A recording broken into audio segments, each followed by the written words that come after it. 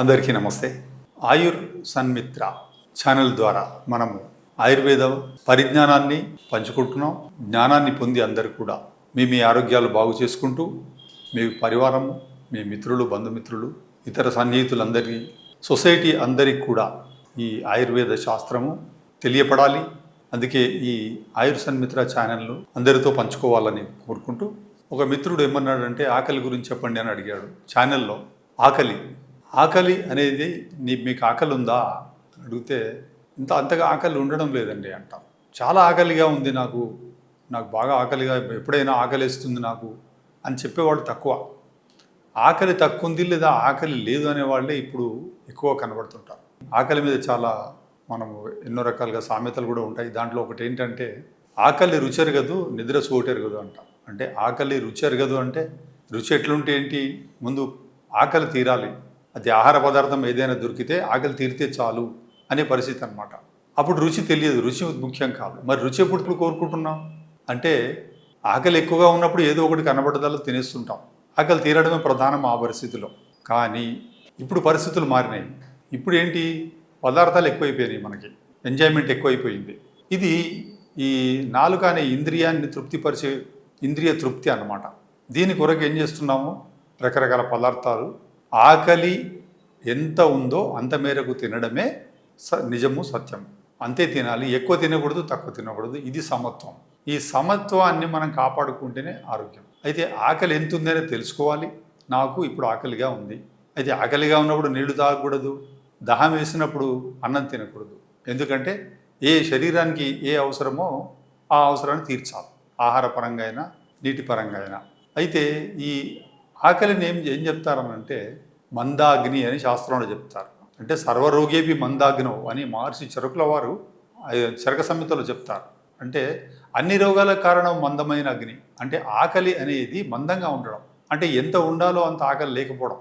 ఆకలి బాగా ఉంది అంటే అగ్ని బాగా ఉంది కడుపులో. అగ్ని అంటే మనకు స్టమక్లో, ఇక్కడ స్టమక్ తినగానే ఇక్కడ నుంచి మనకు ఆహార నాళం కిందికి వచ్చిన తర్వాత ఇక్కడ ఒక స్టమక్ ఉంటుంది.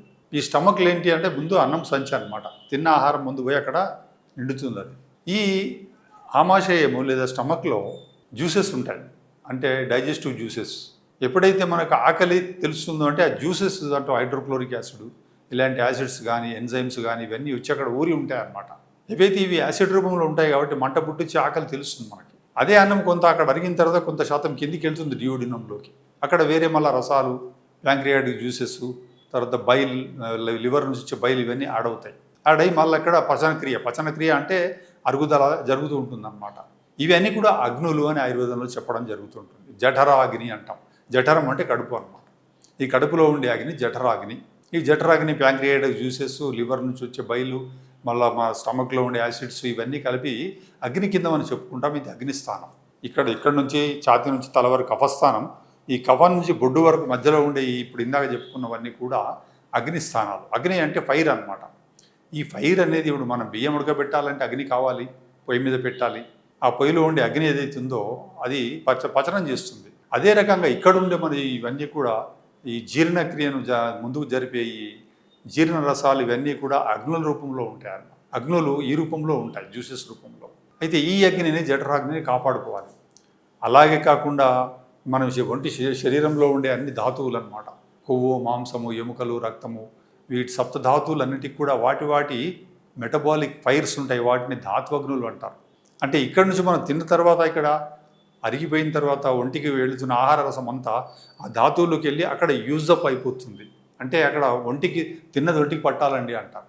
తిన్నది ఒంటికి ఎప్పుడు పడుతుంది అంటే మనకు ఆకలి మంచిగా ఉండి ఆకలికి సరిపడా అన్ని పోషక పదార్థాలను ఎక్కువ కాకుండా తక్కువ కాకుండా సమానంగా ఇలా ఎప్పుడైతే మనం తీసుకుంటామో ఇది మనకు ఒంటికి పట్టే ఆహారం అన్నమాట. అందుకే ఆకలి రుచెరగదు అన్నప్పుడు ఏంటి అని అంటే మనం మంచిగా చక్కగా ఆహారాన్ని నమిలి తింటూ ఉన్నప్పుడు అసలు రుచి తెలియదు అనమాట. అంటే మన రుచి మీద ఉండదు, మన యాక్టివిటీ అంతా కూడా నమలడం మీద ఉంటుంది. అందుకే చరక సంహితలో ఏం చెప్తాడు మహర్షుల వారు అంటే తన్మన భుంజీత అంటాడు. అంటే నువ్వు భోజనం చేసేటప్పుడు మనసు పెట్టి తిను. అంటే ఎంత ఆకలి ఉందో అంత ముందు తెలుసుకో. నాకు ఇంత ఆకలి ఉంది, నేను అంతే అన్నం తింటే సరిపోతుంది అని తెలుసుకో. దాన్ని మనసు పెట్టి నమ్ములుతున్నప్పుడు, కలుపుతున్నప్పుడు, మింగేటప్పుడు చూసుకో అని చెప్తాడు. ఇవన్నీ కూడా మన ఆకలిని సరిగా మెయింటైన్ చేసేవే. అంటే మనం ఎక్కువ ఆహారం తిన్నామంటే ఆకలి చల్లారిపోతుంది. అంటే మనము కొంచెమే అగ్ని ఉంది పొయ్యిలో, మనం పెద్ద పెద్ద కర్రలు పెట్టామంటే ఆ అగ్ని కాస్త చల్లారిపోతుంది. అందుకే కొంచెం అగ్ని ఉన్నప్పుడు కొన్ని చితుకులు వేసుకుంటూ దాన్ని పెద్దగా మెల్లిమెల్లిగా వృద్ధి చేయాలన్నమాట. పెంచుకుంటూ పోవడం అగ్నిని. అదే రకంగా మనకు కొంచెమే ఆకలి తక్కువ ఉంది, కొంచెమే అగ్ని ఉంది, ఆకలి కొంచెమే ఉంది.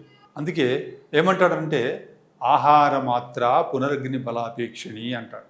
అంటే ఆహార మాత్ర ఎంత ఉండాలయ్యా అంటే డోస్ ఎంత ఉండాలి మనం తినేదంటే ఆ డోస్ అపేక్షిస్తుందట, కోరుకుంటుందట. ఏమని?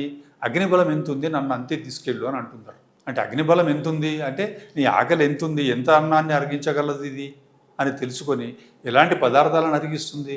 అమ్మో నాకు ఆ పదార్థం తింటే అరగదండి అంట. ఇప్పుడు కొంతమంది నాకు డైజెషన్ బాగాలేదని నేను ఒక ఆయన కాల్ చేశాను. డైజెషన్ బాగాలేదంటే సరే ఈ మందులు వాడండి, ఇట్లా చేయండి అని చెప్పాను. తర్వాత మలబద్ధకం గురించి చెప్తుంటే నాకు అదే ఉందండి అన్నాడు. అంటే నేనన్నాను మీకు డైజెషనే కదండి ప్రాబ్లం. నేను మలబద్ధకం అనుకున్నాను అని. అంటే మలబద్ధకానికి డైజెషన్కు కూడా భేదం తెలియకుండా ఉందన్నమాట పరిస్థితి. అంటే అరగడము అరుగుదల అనేవి కూడా తెలియకుండా ఉన్నారు మనుషులు. డైజెషన్ అంటే ఏంటి, ఇండైజెషన్ అంటే ఏంటి, అజీర్ణం అంటే ఏంటి, జీర్ణం అంటే ఏంటి, మలబద్ధకం అంటే ఏంటి, ఇవి రకరకాల దశలు. ఒక ఆయన గ్యాస్ట్రిక్ ఉందండి నాకు అంటాడు. గ్యాస్ట్రిక్ అంటే ఏంటి అంటే హైపర్ అసిడిటీయా, గ్యాసెస్ డిస్టెన్షనా, బ్లోటింగా, వీటికి బాగా తెలుసుకోవాలన్నమాట. ఈ పదాలకు కూడా అర్థాలు తెలుసుకోవాలి. అదే రకంగా మనం ఈరోజు ఆకలి మీద ఉన్నాం అంటే ఆకలి గురించి మాట్లాడుతున్నాం. ఆకలి గురించి మాట్లాడుతున్నప్పుడు ఆకలి అనేదాన్ని మనం బాగా అర్థం చేసుకొని ఈ ఆకలిని అర్థం చేసుకున్న తర్వాత నాకు ఆకలి తీరింది అంటాం. అంటే తృప్తిగా భోజనం చేసిన తర్వాత మెదడులో ఒక సటేటీ సెంటర్ ఉంటుంది. ఆ సటేటీ సెంటర్ ఏంటి, మనం తృప్తిగా తిన్న తర్వాత చాలు అని చెప్తుంది, మనకు ఒక సూచన సంకేతం వస్తుంది ఇంకా చాలు అని. అంటే ఎంత చాలు అనే సంకేతం రాగానే అక్కడికి ఆపేయడము మనల్ని మనం కాపాడుకున్నట్టు అన్నమాట. అలా మనకు ఎంత ఆహారం కావాలో అనే మన ఆకలిని బట్టి రెండింటికి సమానంగా బ్యాలెన్స్ చేసుకుంటూ తినడము మన ఆరోగ్యాన్ని కాపాడుకోవడము. అందుకే ఆహార, నిద్ర, బ్రహ్మచర్యము 3 ఉపస్తంభాలు జీవితం అనే స్తంభానికి. అంటే ఆహారం అనేదే ప్రధాన పాత్ర శరీరాన్ని రోగాల పాలు కాకుండా చేయడానికి. ఇప్పుడు ఓవర్ వెయిట్ అవుతుంది ఎందుకు?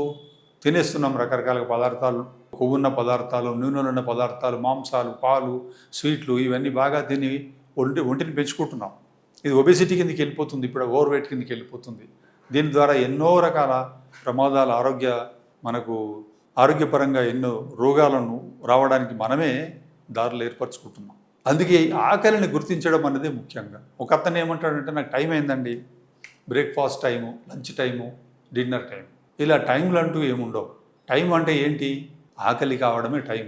బాగా ఆకలేసింది అంటే ఆకలి కేకలేస్తుంది అంటే అంత ఆకలి, డొక్కలంటూ పోయేటంత ఆకలి ఉండడం అనేది ఆరోగ్యానికి సంకేతం అన్నమాట. అసలు ఆకలి ఎవరికి ఉంది ఈరోజు? ఆకలి ఉన్నవాడు అదృష్టవంతుడు. ఆకలి లేకుండా తినేస్తున్నాం, టైం అయింది బ్రేక్ఫాస్ట్ తినేస్తున్నాం, అందరితో పాటు లంచ్ తినేస్తున్నాం, డిన్నర్ చేసేస్తున్నాం ఆకలి ఉన్నా లేకున్నా. అంటే క్రమక్రమంగా ఏమవుతుందంటే ఈ ఆకలిని మనం పట్టించుకోకపోవడం వల్ల, కొంచెమే ఆకలి ఉండడం వల్ల కొంచెమే అరిగిస్తుంది. అరిగించలేని మిగిలిన పదార్థం ఏదైతుందో అది కాస్త మన శరీరంలోకి వెళ్ళిపోయి ఆమంగా మారిపోయి ఆమవాతం అనే స్మాల్ జాయింట్స్ నొప్పులు తీసుకొచ్చి పెడుతుంది. ఇది ఇప్పుడు చాలా పెరిగింది. ఒక 60% నుంచి 70% వరకు, 80% వరకు ప్రతి ఒక్కరికి ఇలా నొక్కుకొని చూడండి, దీంట్లో మీకు నొప్పులు తెలుస్తుంటాయి. పొద్దున్న లేవగానే మడమల్లలో నొప్పులు ఉంటాయి, 10 అడుగులు నడిచే వరకు నొప్పులు తగ్గవు అనమాట. గబుక్కున మీరు సోఫా నుంచి కూర్చొని లేచి ముందుకు నడవలేరు. ఎందువల్ల అంటే ఈ ఆకలిని పట్టించుకోకుండా మనం తిన్న అరగని ఆహార రసం. అంటే అగ్ని సరిపోలేదు. ఇది ఎరుకతో ఉండాలి, అవేర్నెస్తో ఉండి ఆకలిని ఎప్పుడు కాపాడుకోవాలి. అందుకే భగవంతుడు ఏం చెప్తాడు భగవద్గీతలో అని అంటే, అగ్ని రూపంలో ఉన్నాను మీ కడుపుల్లో అంటాడు. జఠరాగ్ని నేనే అంటాడు ఆయన. ఆ జఠరాగ్ని రూపంలో నేనున్నాను అంటే ఆ భగవంతుడు అక్కడ ఉన్నాడు. వైశ్వానర అగ్ని అని అంటాం. అంటే వైశ్వానరుడు అంటే విశ్వానికి సంబంధించిన నరుడు, ఆ పరమేశ్వరుడు. ఆ ప్రపంచమంతా కూడా ఈ అగ్నితో, సూర్యుడు ఎలా అయితే ప్రపంచాన్ని తన అగ్ని తేజంతో, ఉష్ణంతో, అన్నిట్లో ఉష్ణాన్ని పెట్టి ఒక మెటబాలిక్ ఒక క్రియ నడిపిస్తున్నాడు శరీరాల్లో ఆహారం అరగడానికి. ఆ రకంగా ప్రపంచంలో జరిగే కర్మలన్నిటికీ ఎనర్జీ కారణమవుతుందో అట్లా ఈ అగ్ని కూడా మన కడుపులో మనం జాగ్రత్తగా అగ్నిని కాపాడుకోవాల్సిన అవసరం చాలా ఉంది. ఇప్పుడు ఆహారాలు మన పైన ఒక రకంగా దాడి చేస్తున్నాయి అంటే ఆహారం మనల్ని తింటుందా, మనం ఆహారం తింటున్నామా అనే పరిస్థితి వచ్చిందనమాట. అంటే మనము ఆహారాన్ని తినాలి. ఎంత తినాలి? ఎంత ఆకలి ఉందో అంత తింటే ఆ ఆకలి ఆ అన్నాన్ని కాస్త అరిగించి ఒంటికి పోషకాల రూపంలో అందించి పోషణ చేస్తుంది. అదే అగ్ని మనం సరిగా దాన్ని పట్టించుకోకుండా ఎట్లా పడితే అట్లా ఆహారం మీద కోరికతో ఆశతో ఇష్టంతో బాగా ఎక్కువ తినేస్తున్నప్పుడు అది కాస్త మనల్ని బాధ పెడుతుంది.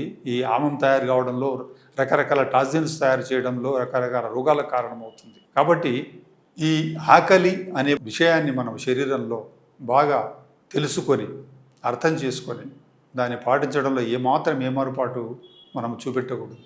ఇంకా ఆహారాలు ఎలాంటివి తినాలి, నా శరీరం ఏంటి, నా వయస్సు ఎంత, ఇప్పుడు 80 సంవత్సరాల వయస్సు కానీ ఆహారం మీద కోరిక చావలేదు, నాకు ఇంకా తినాలి తినాలి అనిపిస్తుంది. కానీ ఎప్పుడైతే వయసు వచ్చిన వాళ్ళల్లో ఈ రేఖలు పోతాయోని ప్రింట్ మనం వేసిన ముద్ర పడదో, అంటే రేఖలన్నీ పోయినాయి అంటే ఆహారం లోపల యంత్రాంగం కూడా అంతా కూడా ఆహారం జీర్ణరసాలు ఉత్పత్తి ఏవైతే చేసే ఎంజైమ్స్ యాసిడ్స్ ఉత్పత్తి చేసే గ్రంథులు ఉంటాయో ఎండిపోయి ఉంటాయి. అంటే ఒక 20 ఏళ్ళ పిల్లవాడికి ఉన్నంత గ్రంథులు జీర్ణ రసాలను ఉత్పత్తి చేసే గ్రంథులు 80 ఏళ్ళ వయసుకు వచ్చేసరికి వాటి శాతం తగ్గిపోతుంది. కొన్నే ఉంటాయి దాంట్లో ఉత్పత్తి కూడా కొంచెమే ఉంటుంది. అందుకే కొంచెం తింటే సరిపోతుంది, అప్పటికే ధాతువులు క్షీణించి ఉంటాయి వయసులో, కాబట్టి కొంచెం తింటే సరిపోతుంది అనుకున్నప్పుడు నాకు ఈ వయసులో ఏ పదార్థం తింటే ఎంత తింటే నాకు అరిగిపోతుంది, నాకు ఇబ్బంది పెట్టదు కడుపులో. ఇంకా ఆహారం బాగా సేవించిన తర్వాత ఎట్లా పడితే అట్లా తిన్న తర్వాత రుచికి అనుకూలంగా బ్లోటింగ్ వస్తుంది, కడుపు ఉబ్బరం, భుక్తాయాసం వస్తుందండి, నేను నిలబడలేకపోతున్నా, నడవలేకపోతున్నా, తినగానే నేను అసలు కదలలేను అనే పరిస్థితికి వచ్చేస్తుంది అనమాట. అంటే ఇవన్నీ పరిస్థితులు ఎక్కడి నుంచి వచ్చినాయి? నా ఆకలి నాకు తెలియడం లేదు. కొంతమందికి అసలు ఆకలి అవుతున్న విషయమే తెలియదు, ఆకలి కాగానే చిరాగ్గా అయిపోతూ ఉంటారు అనమాట. అంటే ఆకలి కావడం వల్ల వాళ్ళకి ఆకలి బాధ వల్ల అలా బిహేవ్ చేస్తున్నారు అనే విషయం వాళ్ళకి తెలియదు. కొందరు కోపం వచ్చేస్తుంటుంది ఆకలి వల్ల. నాకు ఆకలి అయిందని తెలుసుకోవడం, ముఖ్యంగా పిల్లల్లో ఆకలి తెలియదు, వాళ్ళకి ఆడుకుంటూ ఉంటారు. అందుకే తల్లులు వెంటబడి వాళ్ళకి పెడుతూ ఉంటారు భోజనం. కానీ వాళ్ళ ఆకలిని కూడా తల్లులు గుర్తించాలి. వాడు అది ఇది ఏదో తినేసి మొత్తానికి ఉంటాడు, మళ్ళీ అన్నం తినమంటే తినలేరు. అంటే వాడికి ఆకలి లేదు, ఎందుకంటే చిరుతిండు ఆ పదార్థాలు చాక్లెట్లు బిస్కెట్లు అవి తినేసరికి ఆకలి సరిపోతుంది వాడికి. అయినా మా పిల్లాడు తినడం లేదండి అని తీసుకొస్తూ ఉంటారు, వాడికి ఏదో టానిక్లు ఇవ్వండి అంటుంటారు. అంటే వాడు ఆకలిని గుర్తించండి, అంత చిన్న పిల్లవాడు, వాడికి తెలియదు. కానీ వాడు అది ఇది తినేసి ఉన్నాడు, ఇక ఈ అన్నం తినలేడు వాడు. మన బలవంతంగా టీవీ ముందు కూర్చోబెట్టో లేదంటే ఏదైనా మొబైల్ ఇచ్చో తినిపిస్తుంటారు. అంటే వాడి ఆకలిని కూడా మనం తెలుసుకోవాలి పెద్దవాళ్ళు. ఇంకా వయస్సులో మంచి ఆకలి ఉంటుంది, ఆకలి ఉన్నప్పుడు ఆకలిని సప్రెస్ చేసి నేను పని చేసుకుంటూ ఉంటా, నేను పనిలో పడిపోయాను, నేను ఆకలిని చూసుకోను అని అంటే అప్పుడు కూడా సరి అయింది కాదు. ఆకలిని మనం గుర్తించి ఆ సమయంలో కావలసినంత ఆహారం ఇస్తే సరైన పోషణ శరీరానికి దొరుకుతుంది. ఆ రకంగా ఆకలి ఉన్నప్పుడు తినాలి. మరి ఇప్పుడు 40-50 ఏళ్ళు వచ్చిన తర్వాత నేను ఇంకా మాంసాలు తింటాను, అవి తింటాను, హెవీ ఫుడ్స్ తింటాను అనుకుంటే మనకు ఆ వయసు లేదు అనే విషయాన్ని కూడా గుర్తెరిగి ఈ వయసులో నాకు ఇంత ఆకలి ఉంది అని తెలుసుకొని అంతే ఆహారాన్ని ఇవ్వడమే విజ్ఞత అన్నమాట. ఇవి ఆకలి గురించి మనం కొన్ని విషయాలు ఈరోజు తెలుసుకున్నాం. ఇంకా ముందు ఆకలికి వీటికి సంబంధించి బ్లోటింగు ఇలాంటివన్నీ పేగులకు సంబంధించిన అంశాలు చాలా విషయాలు తెలుసుకోవాలి.